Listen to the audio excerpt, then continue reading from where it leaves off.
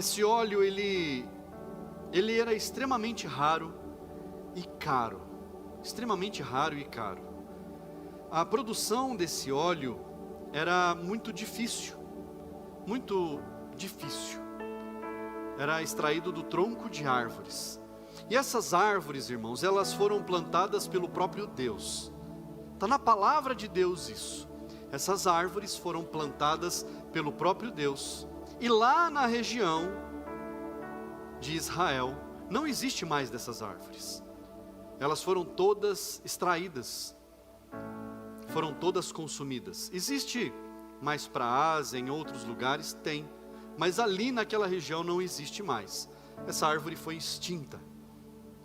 E é esse óleo que nós vamos falar hoje, sobre essa unção que nós vamos falar hoje. Mas para iniciar essa palavra, eu quero que você abra comigo a sua Bíblia, lá em João, Evangelho de João, capítulo 19.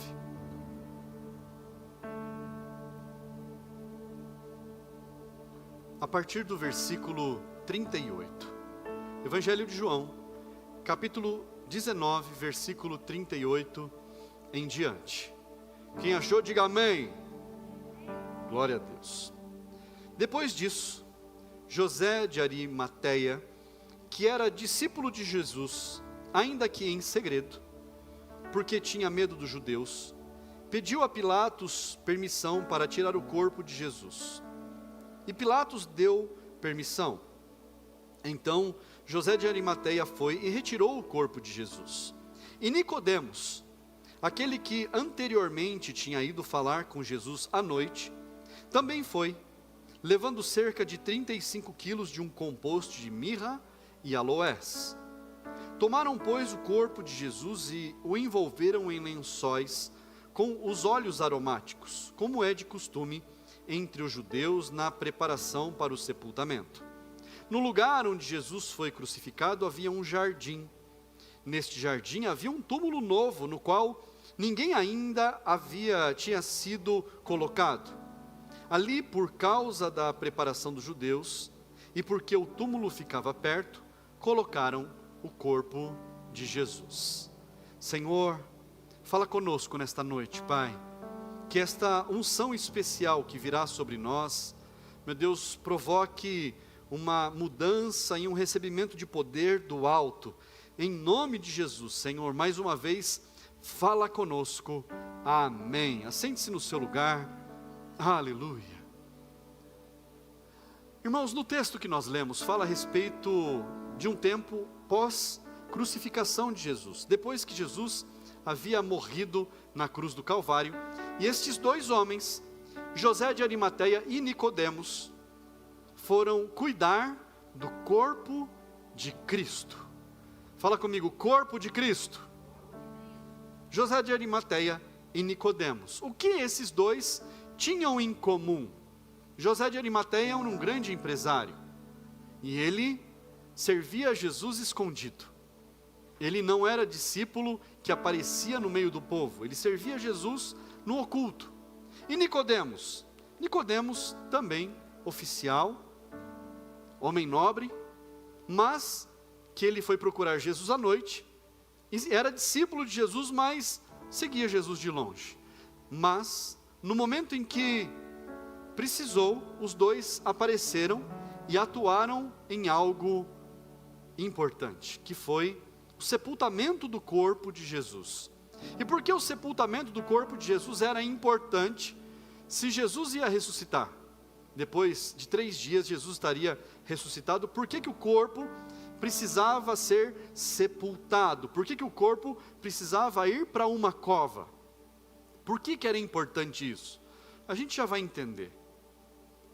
Mas esses homens, José de Arimateia e Nicodemos, fizeram isso se revelando ao governador ali, ao governante, se revelaram como discípulos, seguidores de Cristo. Naquele momento, eles precisaram se revelar, porque eles iriam querer cuidar do corpo de Jesus, se não fosse por isso.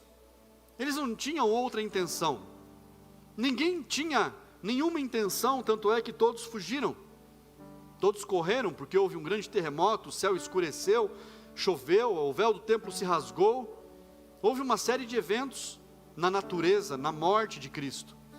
Mas esses dois se apresentaram e pediram para cuidar do corpo de Jesus. E cuidaram. Mas lá em Isaías, fala a respeito de algo que se cumpre aqui. Isaías capítulo 53.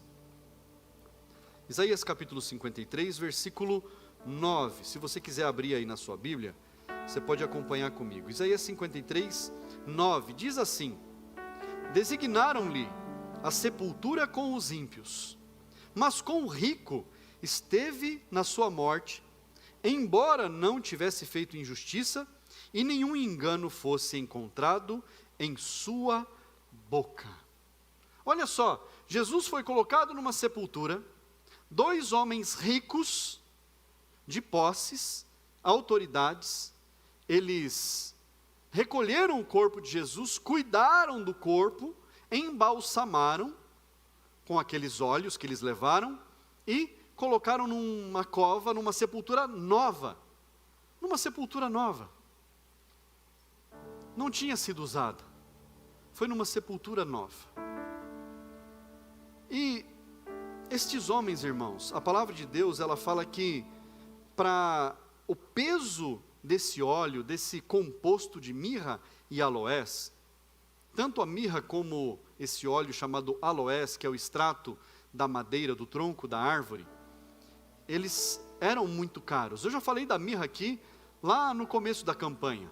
Falei a respeito da mirra, do preço dela, do custo dela, mas os óleos bíblicos, eles não são baratos.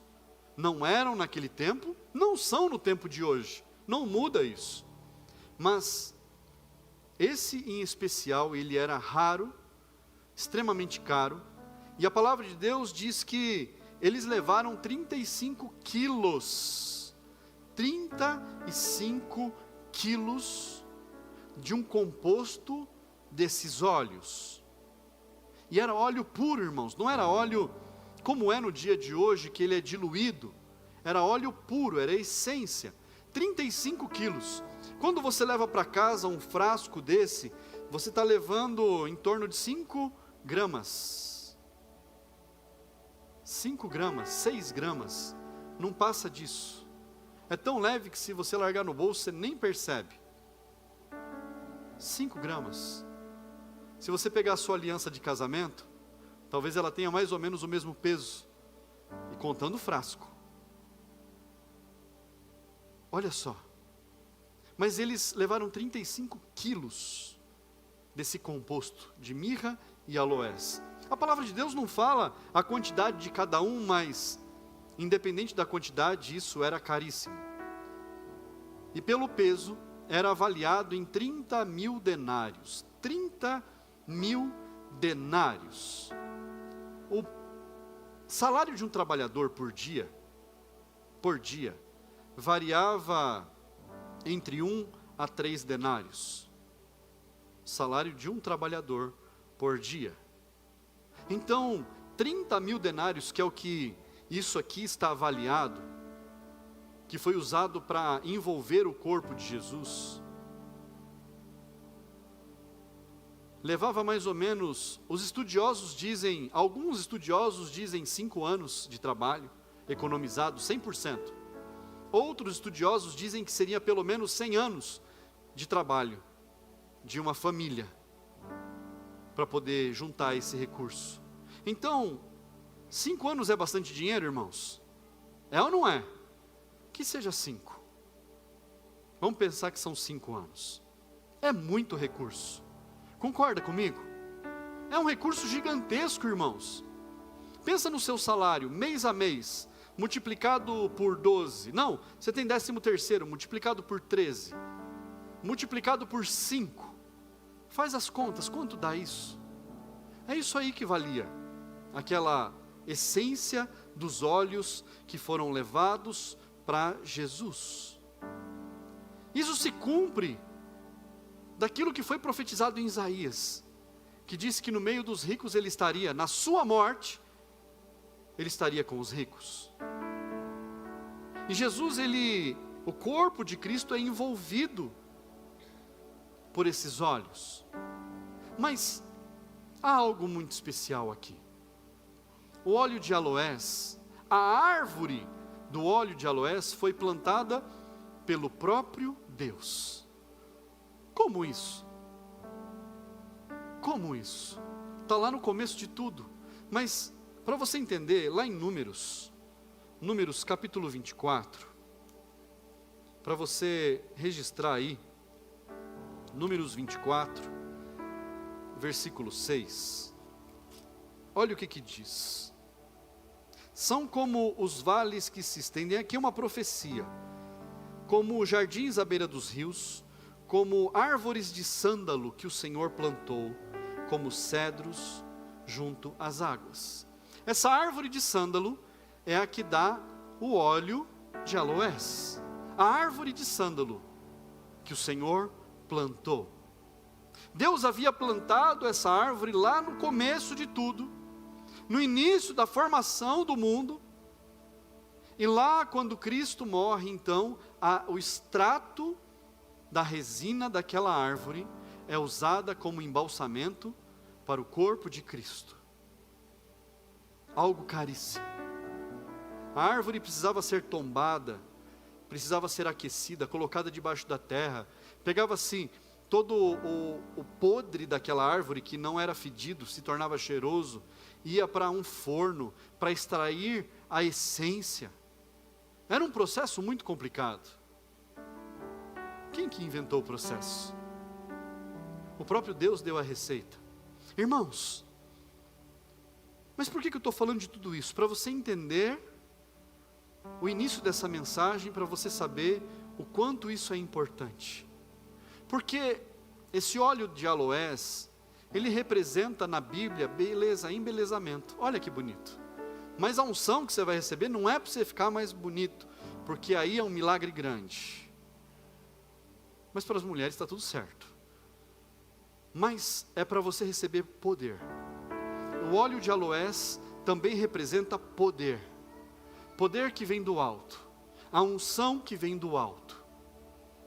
E a unção de aloés, ela era só dada a grandes reis. Salomão recebeu de presente. Olha só, o maior rei que já existiu depois de Davi. Davi recebeu de presente. O sacerdote, os faraós usavam nas suas roupas para perfumar o ambiente, através das suas roupas. Os reis usavam nas suas roupas. E o rei dos reis teve o seu corpo envolvido com o óleo de aloés. Mas o que Deus quer? Que a nossa vida seja envolvida, não apenas com o óleo que unta, que unge, mas com o poder dos céus. Em Tiago capítulo 4, e aqui nós vamos começar a mensagem de hoje. Tiago capítulo 4, versículo 7, diz assim: portanto, sujeitem-se a Deus, mas resistam ao diabo e ele fugirá de vocês. Cheguem perto de Deus e ele se chegará a vocês. Limpem as mãos, pecadores, e vocês que são indecisos, purifiquem o coração. Somente até aí. Tiago capítulo 4, versículos 7 e 8. E há algumas coisas que tem aqui em Tiago. Alguns pontos que dizem, que são relatados nesse pequeno texto. Primeiro vem o sujeitar-se. Sujeitem-se a Deus. Se coloque debaixo da poderosa mão do Senhor. Se coloque como dependente de Deus. Se coloque como necessitado do Senhor. Se coloque como faminto pelas coisas de Deus. Sujeite-se.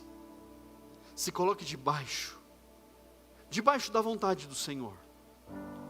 Sujeitem-se a Deus. Sujeitem-se ao Senhor. E a segunda coisa, resistir.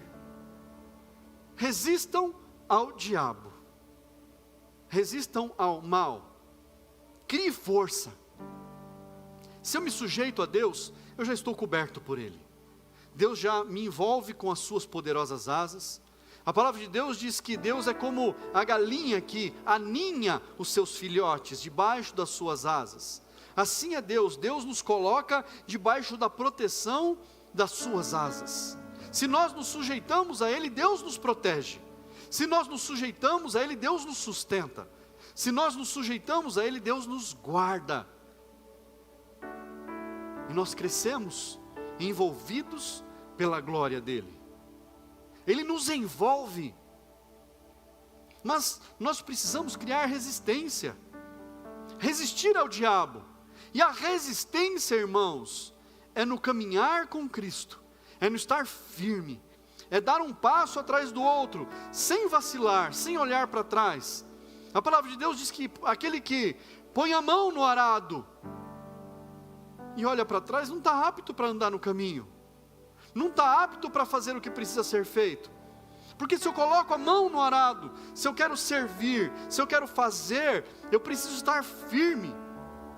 Eu preciso resistir às tentações, eu preciso resistir às provocações, eu preciso resistir às más conversações, eu preciso resistir àqueles que tentam falar mal da minha igreja, falar mal do meu trabalho, no servir na casa de Deus.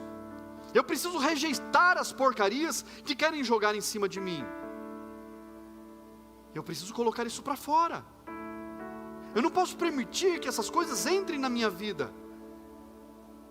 E às vezes, essas coisas entram na nossa vida de forma tão sorrateira, de forma tão pequenininha, parece que não é nada. Ah, só está falando mal disso, só está... É uma crítica construtiva. Cuidado com as críticas construtivas que não constroem nada. Cuidado com aqueles que sabem de tudo e não fazem nada. Porque, irmãos, o que tem de especialista hoje no mundo... Não tem um monte? Especialista em igreja, especialista nisso, especialista naquilo, especialista em alcançar R$1 milhão, conquiste o seu primeiro milhão. Aí você vai ver a pessoa, como é que ela alcançou o primeiro milhão? Vendendo o livro dela que fala como alcançar o primeiro milhão. E ensinando os outros a vender o próprio livro. Ah, irmãos, é só enrolação. Um monte de especialista em nada. Um monte de especialista em porcaria alguma. Tem gente que é especialista em liderança de igreja, mas não lidera a própria vida. É pronto a criticar as lideranças, pronto a criticar aquele que está fazendo, mas não põe a mão para fazer. E quando eu resisto ao diabo, eu estou colocando para fora os críticos de plantão. Eu estou colocando para fora aqueles que querem falar algo daquilo que não fazem. Percebe? Talvez você já tenha ouvido falar de alguém que sabe tudo que tem que ser feito, como precisa ser feito. Ah, você faz assim, assim, assado, que vai dar certo tal coisa. Se você fizer tal coisa, assim, assim, assado, vai alcançar o sucesso. Se você fizer isso, isso e isso, vai melhorar determinada área da sua vida. Mas a pessoa nunca passou por aquilo. Ela é só um expert de plantão. Só um expert. Estava lendo uma história, irmãos, de uma franquia chamada Starbucks. Starbucks, quem já ouviu falar? É uma franquia de cafés. Vende uns cafés bem bacanas. E um dia, a diretoria dessa empresa resolveu contratar um expert em marketing. Um cara top. Ele tinha feito todos os cursos. A história é real, irmãos. Depois você procura na internet. O cara tinha feito todas as formações de marketing, de propaganda, publicidade e tal. Era o cara assim, você viu o currículo dele de formação dele, era o melhor de todos. E ele começou a trabalhar na empresa. E quando ele começou a trabalhar na empresa, a empresa perdeu, eu não lembro o número certo, mas era algo em torno de 40 milhões de dólares, ela perdeu em valor de mercado assim, em meses. Com um expert, mas era um expert de gabinete, era um expert de bancada, ele estava lá na mesa dele, ele estudava tudo, ele sabia tudo, mas nunca tinha colocado a mão na massa, nunca tinha feito acontecer. Então os acionistas, os diretores, viram aquilo despencando e falaram: a empresa vai fechar, entrando com dívidas, não conseguindo pagar os seus credores. O que eles fizeram? Demitiram o cara e anunciaram a contratação de um outro que ele não tinha a formação que o primeiro tinha. Não tinha. A formação daquele primeiro era excepcional, algo absurdo, de tantos cursos, tanta formação que ele tinha. Mas o outro conhecia a prática do trabalho. O outro conhecia o cliente. O outro conhecia o produto. Na semana que aquele outro nome foi anunciado, a empresa, sem ele começar a trabalhar, sem ele ter entrado nos escritórios da Starbucks, a empresa cresceu mais de 20 milhões em valor de mercado, só por ter anunciado o nome de alguém que sabia fazer. Então cuidado com os experts de plantão. Eles podem, com perdão da palavra, ferrar com a sua vida, ferrar com o seu negócio, ferrar com o seu casamento, e você ainda vai colocar a culpa em Deus. Cuidado. A expertise, irmãos, está na palavra de Deus. Aqui, ó, palavra de Deus. Quando nós buscamos da palavra de Deus, nós alcançamos o entendimento, a compreensão. E resistir é resistir àqueles que querem dar conselhos e que não sabem fazer nada. Nós precisamos resistir, irmãos. Quantas pessoas vêm te dar algum conselho? Não sei por que você vai no culto toda semana, toda quarta, todo domingo. Você vai de manhã, você vai à noite. Por que você vai em todo culto na igreja? A minha filha Maria Júlia, ela tem uma frase que é peculiar. Alguém sabe? Todo mundo sabe. Minha filha, ela, cuida da sua vida. É isso que ela fala. Entendeu? Você pode dar uma dessa. Fala assim: eu vou parafrasear uma poeta, Maria Júlia. Cuida da sua vida. Entendeu? Pronto. Já resolveu o problema. Então, irmãos, resistir ao diabo é não dar bancada para essas pessoas, é não dar ouvidos, é você se livrar da sujeira. Mas olha só, o texto diz que nós devemos nos achegar a Deus. Se achegue ao Senhor, se aproxime de Deus, e Ele se chegará a vós. Alguns textos dizem dessa forma: se aproxime de Deus, Ele permitirá que você o alcance. Se aproxime do Senhor e Ele vai estar perto de você. Nós precisamos procurar Deus. Nós precisamos buscar ao Senhor. Nós precisamos querer estar perto dEle. E se o nosso coração for desejoso de estar perto do Senhor, de caminhar com Ele, de servir a Ele com alegria, Ele se permitirá ser achado. Ele se permitirá ser encontrado, irmãos. É como uma pessoa que reclama, que fala assim: Deus não ouve minhas orações. Mas você está orando? A pessoa não ora. Deus vai ouvir o quê? Você só murmúrio, você só reclamação, você só conversinha fiada. Mas quando nós tiramos um tempo de oração, e de oração de verdade, Deus ouve as orações. A palavra de Deus diz que Deus ouve todas as orações dos seus filhos. Que mais? Limpem as mãos. Olha só, limpem as mãos, pecadores. E aqui não está falando de lavar a mão na água e no sabão. Está falando de nós fazermos as coisas certas, de nós tomarmos decisões mais acertadas, de nós fazermos aquilo que precisa ser feito, de nós empenharmos a nossa força num trabalho que nós sabemos que vai ter um resultado. E o reino de Deus, irmãos, a casa de Deus, é um trabalho, é muito acertado. Tudo que você pega para fazer na casa de Deus e você faz com dedicação, você recebe recompensa do que você está fazendo. Mas não é pela recompensa, é pela alegria em servir, é pela satisfação em fazer algo para Deus.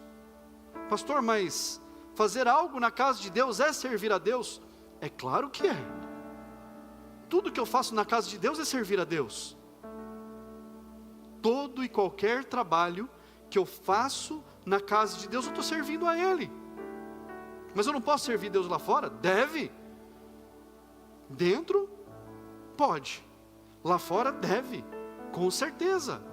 Por onde nós formos, nós temos que servir ao Senhor. Com alegria, fazer o nosso melhor. Limpar as mãos. E, por último, fala assim que nós devemos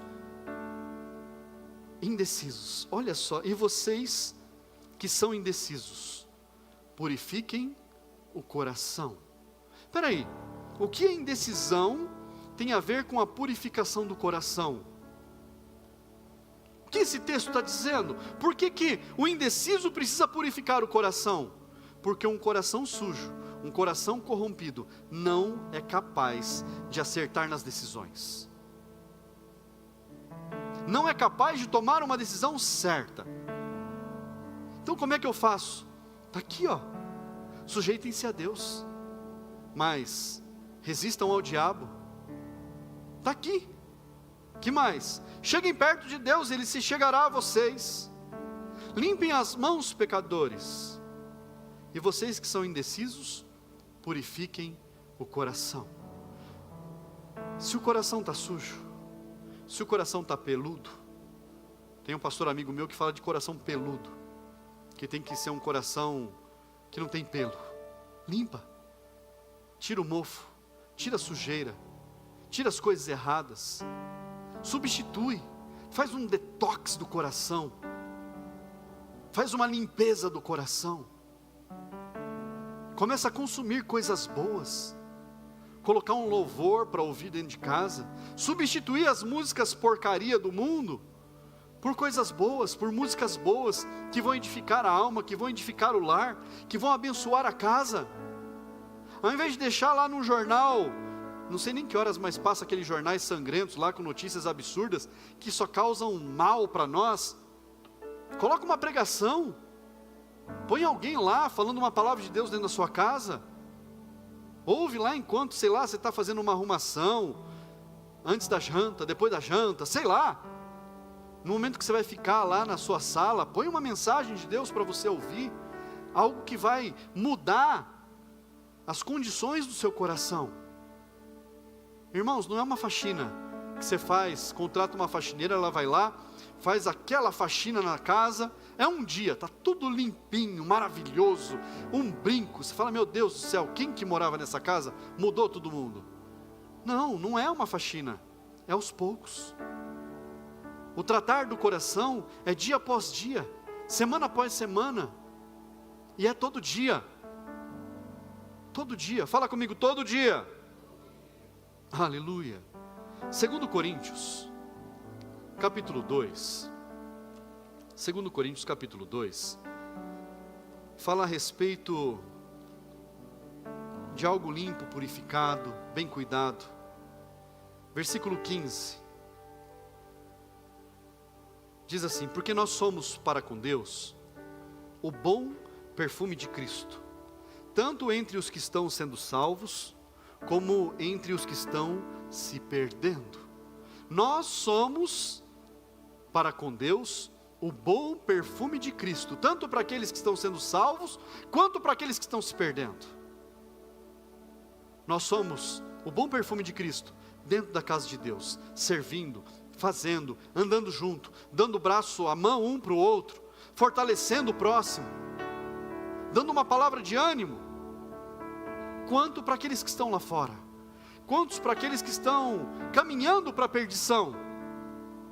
E se nós somos o bom perfume de Cristo, por onde nós passamos, o perfume precisa ser sentido. Já viu aquela pessoa que ela tem um perfume característico dela, que você sente o cheiro, você fala, fulana passou por aqui. Já percebeu isso? Você sente aquele perfume, aquele aroma, você fala, puxa vida, isso aqui é o cheiro do fulano, é o cheiro da fulana, sei lá. As mulheres conhecem mais, os homens são meio desligados nessas coisas, mas se percebe pelo aroma, pelo cheiro, pelo perfume que se sente. Lá fora, irmãos, o bom perfume de Cristo precisa ser sentido nas nossas vidas, precisa ser visto em nós. Nós somos o bom perfume, o bom aroma de Cristo. E se o aroma é agradável, irmãos, a pessoa também é agradável. É ou não é? Você já viu uma pessoa desagradável cheirosa? Não combina, não bate. Parece que a pessoa que é desagradável, ela não cheira bem. Santo Deus. Mas a pessoa que ela é agradável, ela tem um bom perfume. O perfume dela é agradável, o perfume dela é bom também porque ela é agradável. A pessoa agradável, a pessoa boa, a pessoa que é gostoso de se conversar, de estar perto, ela tem um perfume bom também. Já percebeu isso? Combina. A pessoa desagradável, meu Deus do céu, ela pode passar o perfume mais caro, aquilo não combina. Fala, nossa, o fedor dela é maior, santo Deus. É bem por aí. Fala, meu Deus do céu, não está combinando esse treco. Então, irmãos, se nós somos o bom perfume de Cristo, precisa ornar, precisa bater, precisa estar certo. Nós precisamos cheirar bem por onde nós passamos. As pessoas que passam por nós precisam sentir o perfume de Cristo. Precisam sentir o cheiro de Cristo. E como é isso? Como é que alguém pode sentir o cheiro de Cristo? Se as pessoas vão ver as nossas atitudes, e as nossas atitudes condizem com a nossa vivência com o Senhor, então o perfume que exalar de nós, das nossas atitudes, das nossas palavras, dos nossos olhares, de tudo aquilo que a gente fizer, também vai produzir o aroma de Cristo, irmãos. E as pessoas vão olhar para nós e vão falar, nossa, como é gostoso estar perto de tal pessoa, é agradável estar perto dela, e essa pessoa também é cheirosa. Olha só, você vai ver que as coisas ornam, as coisas batem, tudo vai bem.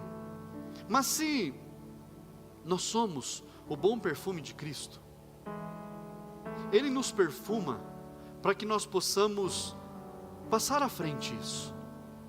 Se é Ele quem nos dá o perfume dele em nós é para ser exalado para o mundo, tanto para os da casa, quanto para os de fora. Todos precisam sentir o perfume de Cristo em nós, irmãos.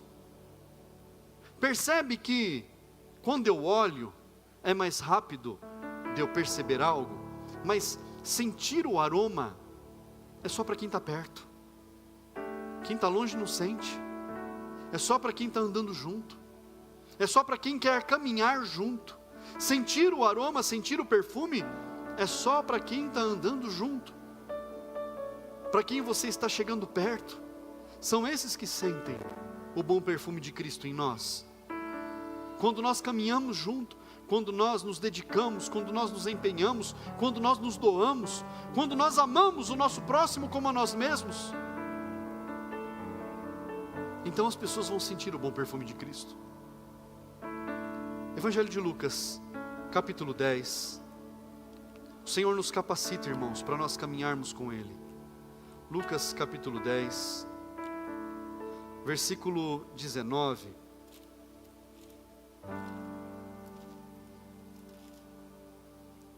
Diz assim: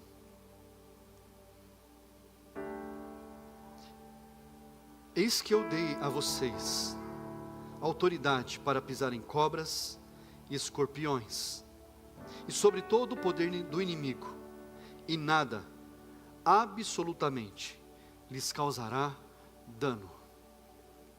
Se nós estamos debaixo da proteção do Senhor, se nós somos de Cristo, e nós exalamos o bom perfume dEle, se o bom perfume de Cristo está em nós, e as pessoas sentem o bom perfume de Cristo em nós, é porque a unção já desceu sobre as nossas vidas, é porque o óleo já desceu sobre nós, é porque a unção dele já desceu sobre nós, e essa unção é para nos dar poder. Eis que eu dei a vocês autoridade para pisar em cobras, serpentes e escorpiões, e todo o poder do inimigo, e nada, absolutamente nada, lhes causará dano. O Senhor nos dá poder.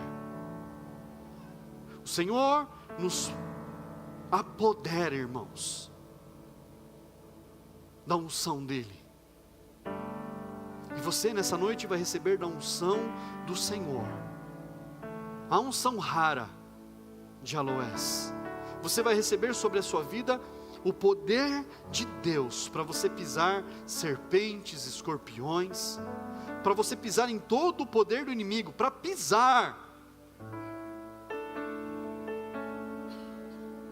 Por que Cristo fala pisar e não empurrar? Por que Cristo fala pisar e não jogar de lado? Por que Cristo fala em pisar e não em pular por cima? Porque Cristo reduz a nada o poder do inimigo. Sobre aqueles que têm poder, sobre aqueles que recebem da unção que vem do alto, esses têm o poder para simplesmente pisar. E nada, absolutamente nada, vai causar dano a nós. Absolutamente nada causará dano a nenhum de nós.